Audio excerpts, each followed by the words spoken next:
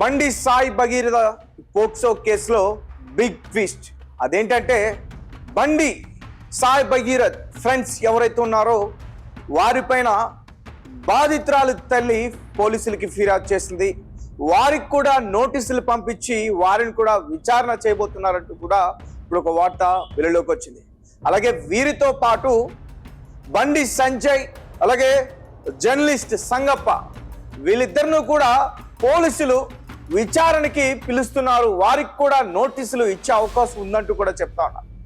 ఎందుకంటే బాధితురాలు తల్లి ఇంటికి వెళ్ళినప్పుడు అంటే దీని గురించి పూర్తిగా వివరణ వారికి తెలియజేస్తానికి వెళ్ళినప్పుడు ఆమెని నీచంగా అవమానించారని చెప్పి పోలీసులకి ఫిర్యాదులో ఆమె పేర్కొంది. సో ఏదేమైనప్పటికీ బండి సంజయ్కి అయితే మాత్రం సాయి భగీరథ్ చేసిన ఈ పని వల్ల ఖచ్చితంగా అతని మెడకి చుట్టుకుందనే చెప్పాలి.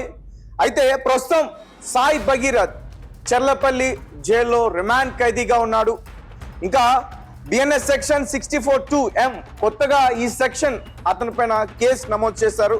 ఈ సెక్షన్ ఏంటంటే పదే ఇప్పుడు ఎవరైతే బాధితురాలు ఉన్నారో తరచుగా ఆమె పైన లైంగిక దాడి చేస్తే ఈ సెక్షన్ ని పెడతారు. ఈ సెక్షన్ గనక అతను నిజంగానే దోషి అని తేలితే మాత్రం ఖచ్చితంగా యావజ్జీవ కారాగార శిక్ష అతనికి పడే అవకాశం ఉంది. అలాగే పోక్సో కేసులో బిఎన్ఎస్ 5(1), V/N6, బిఎన్ఎస్ 74, 75, 11, 12 ఇవన్నీ కూడా అతనికి పెట్టడం జరిగింది.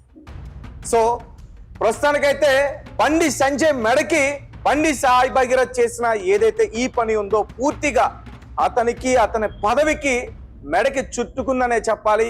అతని పదవి ఉంటుందో ఊడుతుందో కూడా అర్థం కాని పరిస్థితి. రైట్, తాజాగా బీజేపీ నాయకులు ఈ ఇష్యూ పైన స్పందించడం జరిగింది. దీని గురించి మనతో పాటు వివరణ ఇచ్చేందుకు మా ప్రతినిధి మహేందర్ లైన్ లో ఉన్నారు. ఒకసారి ఆయనతో మాట్లాడే ప్రయత్నం చేద్దాం.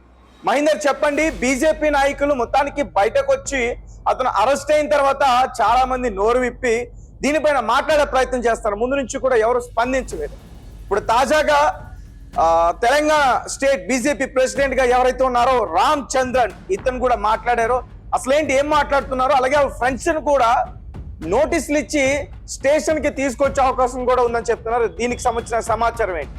Thank you Teja.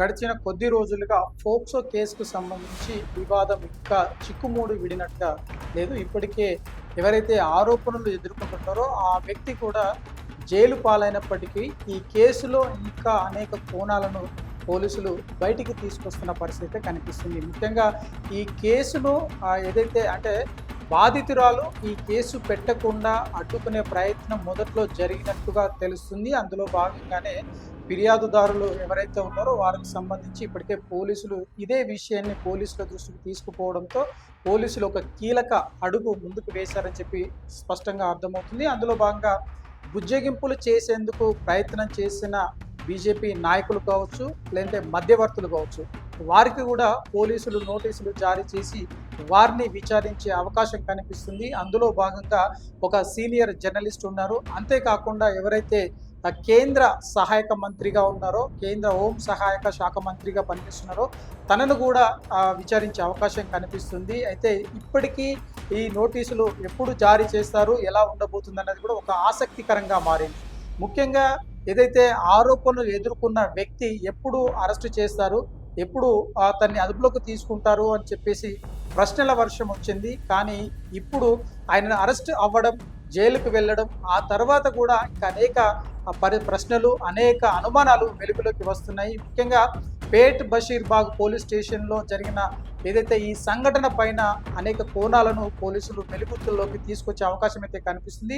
ముఖ్యంగా ఎవరైతే బాధితురాలు ఉన్నారో బాధితురాలకు సంబంధించి కేసు పెట్టకుండా నివారించేందుకు ప్రయత్నం చేశారు. అందులో భాగంగానే ఈ రోజు మరొక కేసును పోలీసులు నమోదు చేయడం జరిగింది. దీనిపైన బాధితురాలి తల్లి ఇప్పటికే ఫిర్యాదు చేసినట్టుగా తెలుస్తోంది. అందులో భాగంగానే ఇటు కేంద్ర మంత్రిగా ఉన్న తనను, తర్వాత జర్నలిస్ట్గా పనిచేసిన మరొక వ్యక్తిని, ఇరువురిని కూడా విచారించేందుకు అవకాశాలు కనిపిస్తున్నాయి. వారికి కూడా త్వరలోనే నోటీసులు జారీ చేసి వారిని కూడా విచారించే అవకాశం కనిపిస్తుంది.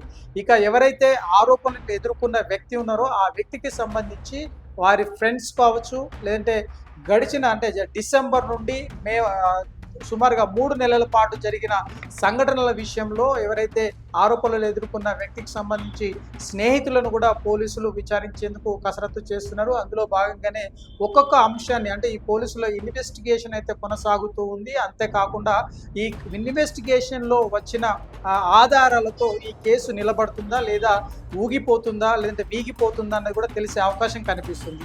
ముఖ్యంగా ఇక్కడ ఏదైతే సెంట్రల్లో అధికార పార్టీ ఉందో ఈ అధికార పార్టీకి సంబంధించి కొద్దిమంది నాయకులు కూడా బయటికి వచ్చి తమ గలాన్ని విప్పుతున్న పరిస్థితి కనిపిస్తుంది. గడిచిన అరెస్టు అవ్వడానికి ముందు నుండి ఎవరు కూడా మాట్లాడలేదు. ముఖ్యంగా చట్టపరంగా లా పరంగా చూసినట్లయితే ఏదైతే ఈ ఫోక్సో కేసులో ఎవరైనా మాట్లాడినట్లయితే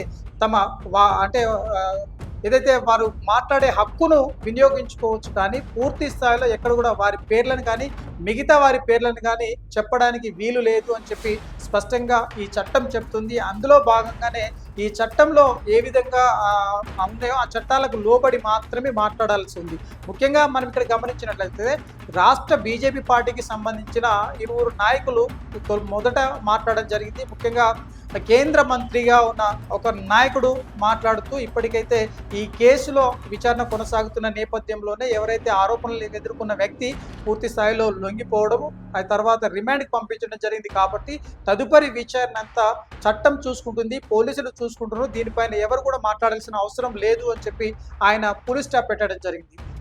ఆ తర్వాత రాష్ట్ర అధ్యక్షులుగా ఉన్న మరొక నాయకుడు కూడా ముందుకు రావడం జరిగింది. ముఖ్యంగా ఇక్కడ అదైతే ఆరోపణలు ఎదుర్కొన్న తండ్రి విషయంలో తన పదవి విషయంలో ఇక్కడ కీలక వ్యాఖ్యలు చేయడం జరిగింది. ముఖ్యంగా ఒక కొడుకు చేసిన తప్పుకు తండ్రి బాధ్యుడు కావాల్సిన అవసరం లేదు. ఈ కేసులో ఆ తండ్రి కనుక తప్పులు చేస్తే పార్టీ పరంగా చట్టపరంగా మేము చర్యలు తీసుకుంటాము, తనకు కావాల్సిన ఆ నిర్ణయాలు చేసే బాధ్యత మాకు పార్టీగా మాపై ఉంది. అంతేకాకుండా తను కేంద్రంలో ఒక కీలక మంత్రిగా ఉన్నారు కాబట్టి ఖచ్చితంగా ఈ విషయాన్ని అంతటిని కూడా కేంద్రానికి పంపించి అక్కడ తదుపరి నిర్ణయాలు తీసుకునేందుకు అవకాశం ఉంటుంది.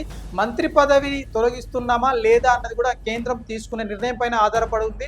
అంతేకాకుండా రాష్ట్ర పరంగా మాత్రం తనను బీజేపీ పార్టీలో కొనసాగుతారు, తనకు ఎటువంటి ప్రమాదం లేదు, ఎందుకంటే తన ఫ్యామిలీ మ్యాటర్లు కాబట్టి అది వ్యక్తిగతంగా మాట్లాడాలి తప్ప తన తండ్రిని కుమారునికి రాజకీయాలకు ముడిపెట్టి ఎక్కడ కూడా మాట్లాడకూడదు అని చెప్పి ఆయన వివరణ ఇవ్వడం జరిగింది. అయితే ఇప్పటికీ బీజేపీ పార్టీకి సంబంధించి 2 నాయకులు మాత్రమే బయటికి వచ్చి వారు గలాన్ని విప్పడం జరిగింది, వాళ్ళు నోరు మెదపడం జరిగింది. అయితే ఇక ఇప్పటికి వరకు జరుగుతున్న పరిణామాలు చూసినట్లయితే బండికి సంబంధించుకోవచ్చు లేదంటే వారి కుమారునికి సంబంధించిన కేసులో ఈ ఇష్యూకు సంబంధించి కూడా పెద్ద ఎత్తున దుమారం రేగింది. ఈ దీంట్లో ఎవరు అంటే ఇష్టం వచ్చినట్టు మాట్లాడడానికి వీలు లేదు అని చెప్పి స్పష్టంగా చట్టం చెప్తుంది. కాబట్టి వారి పేరును కానీ లేదంటే బాధితురాలి పేరు కానీ లేదా మీరు చెప్తుంది అర్థమవుతుంది. కానీ ఇప్పుడు బాధితురాలి తల్లి ఏదైతే పేట్ బషీర్బాగ్ పోలీస్ స్టేషన్లో ఏదైతే ఆమె ఫిర్యాదు చేసిందో ఆ ఫిర్యాదులో మరి వీళ్ళిద్దరు పేర్లు ఉన్నాయి కదా. బండి సంజయ్ పేరు క్లియర్గా ఉందని చెప్తుంది ఆమె.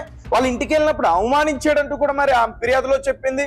తర్వాత సంగప్ప పేరు చెప్పింది. అలాగే సాయి భగీరథ్కి సంబంధించి ఇక 10 మంది పేర్ల వరకు కూడా ఆమె చెప్పింది. మరి వీళ్ళందరూ పేర్లు ఫిర్యాదులో ఉన్నాయి కదా. ఫిర్యాదులో ఉన్న పేర్లు వారి గురించి మాట్లాడకూడదా? డెఫినెట్గా ఎవరైతే ఈ కేసును పూర్తి స్థాయిలో ఫైల్ చేయడానికి వెళ్ళడానికి ముందే మధ్యవర్తులుగా వ్యవహరించిన వారిపైన పోలీసులకు ఫిర్యాదు చేయడం జరిగింది. వారి పేరును కూడా ఆ పోలీసులకు అంటే వారి పేరుతో పోలీస్ స్టేషన్లో కేసు నమోదు చేసినట్లుగా కూడా మనకు తెలుస్తుంది. ముఖ్యంగా ఈ కేసును స్టేషన్ వరకు వెళ్లకుండా అడ్డుకున్నది ఎవరు ఏంటి అన్నది కూడా బాధితురాలి తల్లి పోలీసులకు వివరించడం జరిగింది. అంతేకాకుండా ఇదే విషయమై ఎవరైతే ఆరోపణలు ఎదుర్కొంటున్నారో తన తండ్రి ఇంటికి వెళ్ళి అక్కడ కలిసి మాట్లాడేందుకు ప్రయత్నం చేసినప్పుడు ఆయన ఎంత నీచంగా చూశారు, ఎంతగా అవమానించాడు అన్న విషయాన్ని కూడా బాధితురాలి తల్లి పోలీసులకు వివరించడం జరిగింది. అంతేకాకుండా ఈ కేసును పూర్తి స్థాయిలో తన పదవిని అడ్డం పెట్టుకొని అడ్డుకునే ప్రయత్నం చేశారు లేదా నివారించే ప్రయత్నం చేశారు. దీనిపైన తమపైన ఒత్తిడి తీసుకొచ్చారని చెప్పేసి ఇప్పటికే తను ఆరోపణలు చేయడం, ఆ తర్వాత ఒక లేఖను కూడా విడుదల చేయడం జరిగింది. ఈ నేపథ్యంలో ఈ ఇరువురికి కూడా పూర్తి స్థాయిలో విచారించేందుకు పోలీసులు రంగం సిద్ధం చేశారు. అంతేకాకుండా ఎవరైతే ఆరోపణలు ఎదుర్కొన్న యువకుడు ఉన్నాడో ఆ యువకుడికి సంబంధించి కాల్ డాటాను తీసుకున్నట్లయితే ఆ కాల్ డాటాలో ఫోన్లో ఇప్పటికే ఒక మొబైల్ను పోలీసులు స్వాధీనం చేసుకున్నారు. దాంట్లో వాళ్ళ ఫ్రెండ్స్ కావచ్చు లేదంటే మిగతా వారు ఎవరైతే ఉన్నారో వారందరినీ కూడా పోలీసులు వారిని విచారణకు పిలిచే అవకాశం అయితే కనిపిస్తుంది. ముఖ్యంగా ఇక్కడ గమనించవచ్చు, ఒకవైపు తన పైన స్క్రోల్ చేస్తూ వచ్చారు. ఆ స్క్రోల్ చేసినప్పుడు ఇన్స్టాగ్రామ్ కావచ్చు, ఫేస్బుక్ కావచ్చు, లేదంటే మిగతా యూట్యూబ్ ఛానల్ ద్వారా కొద్దిమందిని విపరీతంగా ట్రోల్స్ చేసి వచ్చారు బాధితురాలకు సంబంధించి. దానిపైన కూడా పోలీసులు దానిపైన కూడా దృష్టి సాధించడం జరిగింది. ఆ విషయాన్ని కూడా పోలీసులు పరిగణలోకి తీసుకున్నారు. వారిపైన కూడా చట్టపరంగా చర్యలు తీసుకునేందుకు పావులు కదుపుతున్న పరిస్థితి కనిపిస్తుంది. రైట్, ఒక విషయం చెప్పండి. ఇప్పుడు ఈ కేసు విషయంలో మరి తాజాగా బయటకి ఫిర్యాదులో పేర్కొంది కాబట్టి ఆమె జర్నలిస్ట్ సంగప్ప, బండి సంజయ్ వీళ్ళిద్దరిని కూడా పోలీసులు విచారణ చేయబోతున్నారు అంటూ కూడా చెప్తున్నారు. వారికి ఏమైనా నోటీసులు ఇచ్చే అవకాశం ఉందా? వారిపైన కూడా చర్యలు తీసుకునే అవకాశం ఉందా? పోలీస్ స్టేషన్ కి తీసుకెళ్లే అవకాశం ఉందంటారా?